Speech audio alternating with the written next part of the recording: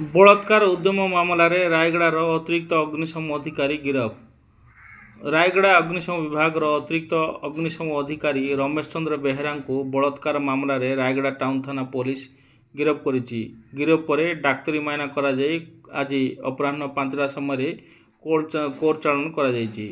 IIC प्रसन्न कुमार बेहेरा सूचना देइछन्ति। जड़े महिला अभियोग आधार करी पुलिस केस नंबर 255 मामला रुजु करिछि। रमेश बेहेरा को गिरफ करिछि। घटनार प्रकाश जे रायगड़ा रे प्राय 2 वर्ष है अतिरिक्त अग्निशम अधिकारी बेहेरा जड़े विवाहित महिला सहित शारीरिक संपर्क रखुले। एसहित निर्यातना देउथिले। महिला जनक 2टी संतानर माँ अटंती।